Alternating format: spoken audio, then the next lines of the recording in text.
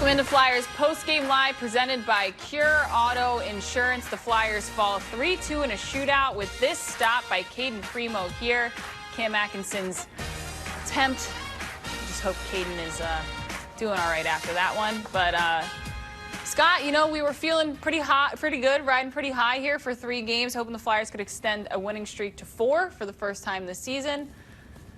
Did not happen. They do get a point out of this game, but kind of felt like a low-energy effort tonight. Yeah, I think it's maybe a little bit of a reality check. You know, you're riding high, 3-game win streak, everything's good, everyone's having a good time, and then you go to Montreal, no fans, a team that's been struggling big time this year, and they come back and win 3-2 in a shootout. So you can't take any team lightly in this league. The parity is so good around the NHL, so maybe a little wake-up call to realize that you got to get back playing a 60-minute game. Do you think that had more to do with, I mean, no fans? It was eerie to see that again. As much as we saw it all last season, it was strange after seeing fans get involved, especially in this building last game. Yeah. Or do you think it was maybe just a team that was riding a little bit too high lately? Well, you got to ride high when you win 3 games in a row after losing 10 spot in a row. But you mentioned it though when we were watching. There was no crowd noise. You know, during the bubble and all that stuff, there was noise that you could hear or pick up, and it was silent. You could hear every stick tap, every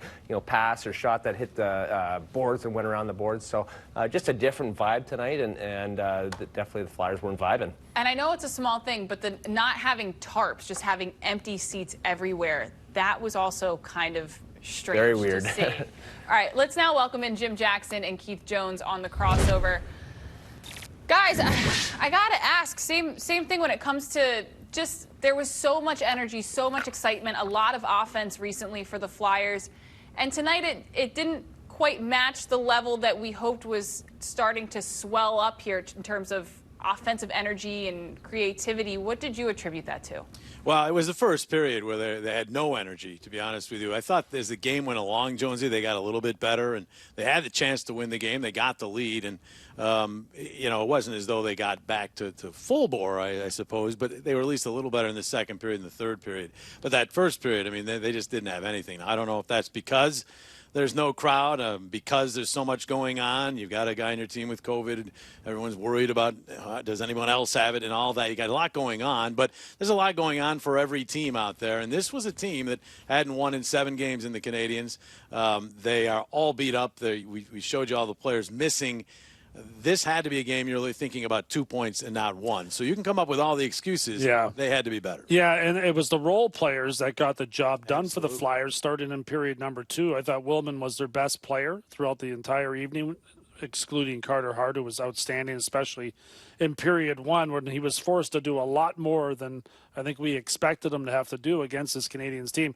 When the Flyers look back in this game, it is the first period. That's where this game gave the Canadiens life. It gave them an opportunity to think, you know what, we can beat these guys tonight. They hung around. Flyers did get the lead. They had the lead late in the third period. Montreal managed to score, but if you rewind it, it's all about the first period in my eyes, and the Flyers did not do enough to beat a team that they should have beaten tonight based upon how they performed at the start of this game. Well, Jonesy, and I want to go back to that first period, and I do want to talk a little bit about Carter Hart here. I know we mentioned it in Intermission Live, the Flyers allowing 19 shots on goal in that first frame. It ties the second most shots on goal allowed in a single period so far this season. They are giving up a lot of shots quite frequently, often, even in games that they've won recently.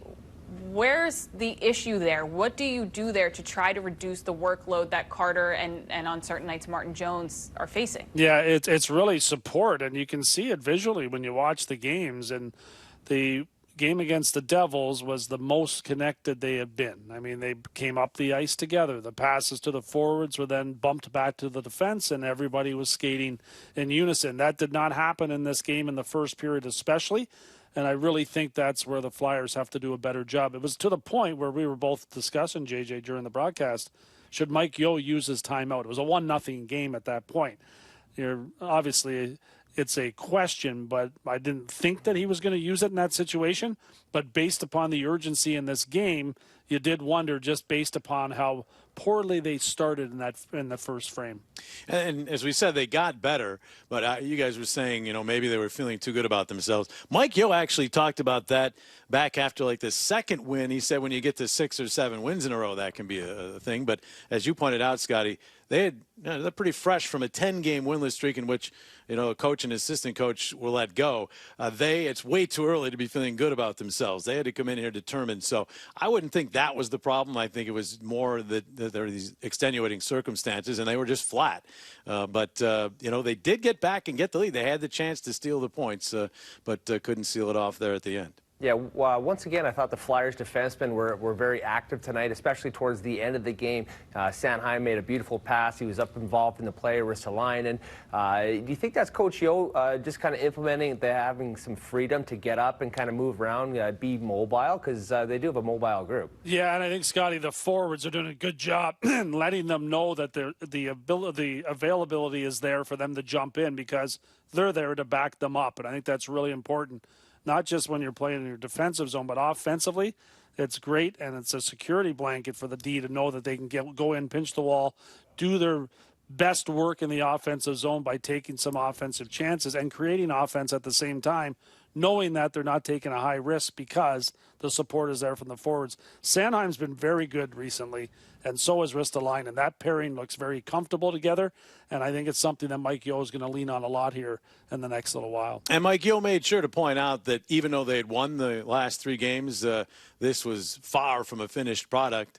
He knew there were sloppy moments even in those wins. A lot of shots allowed, as you pointed out, Terrence. So, I mean, he's still just new to this. Only 2 full practices in. What he's trying to implement is by no means done, and I think tonight showed us that. I was going to say, when I sat down and talked to him, he did not seem overly impressed with a couple of wins, so I'm sure he'll have some notes after tonight's game. JJ Jonesy, thank you for joining us here on The Crossover. See you guys. Yeah. All right, it's time now to log her up with Yingling, and let's talk about something that we can at least feel good about here, Scott. Jackson Cates' first NHL goal here. Flyers were hoping that maybe it could be the game winner. I mean, just a nice finish by Cates, and we were talking when they went to his shot on the bench after with his teammates.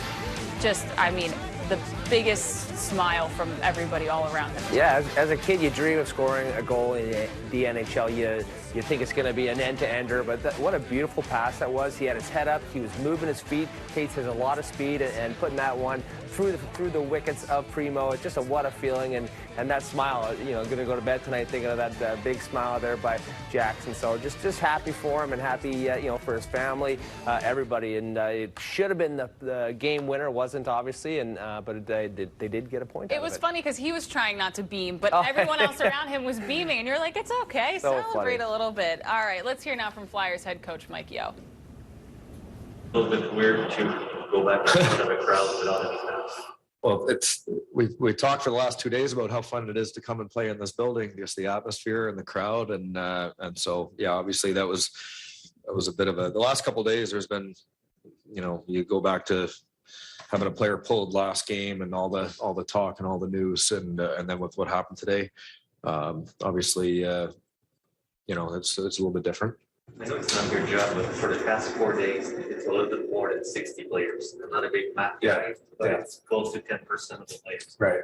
Could it be time to put the season on hold? Yeah, I don't. You know what? I don't know. I know that obviously anyone that I talk to, especially within our organization, everyone is first and foremost putting the health and safety of everybody at the top of their list. And I know that the league takes this kind of stuff very seriously as far as protecting its players, its staffs, and obviously our fans. So I know that there's obviously very intelligent people, much smarter than me, that are going to make those decisions, and so I support that.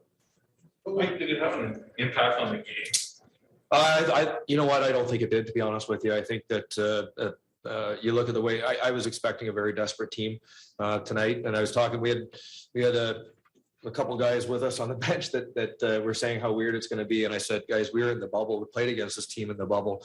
When that puck drops, you sort of forget about it. The intensity is still there, the emotion is still there, and So I don't want to say that it had an effect one way or the other on the game. I think it was two teams that were, it was a hard fought game.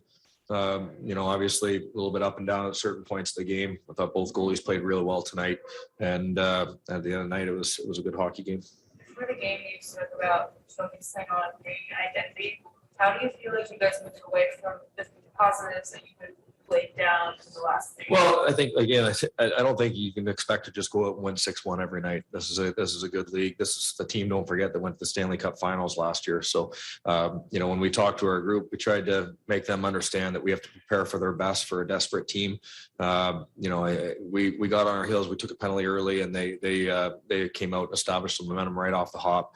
I thought that they were clearly the better team in the first period.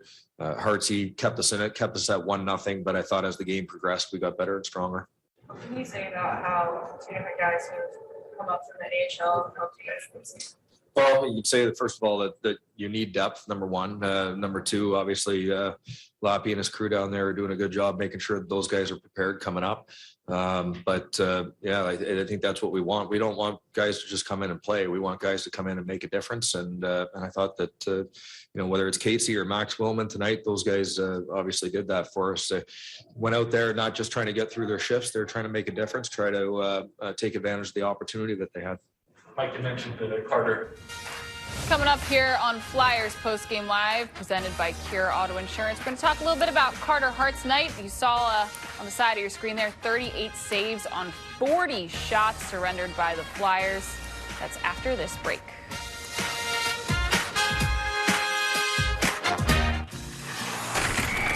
Flyers Postgame Live is presented by Cure Auto Insurance.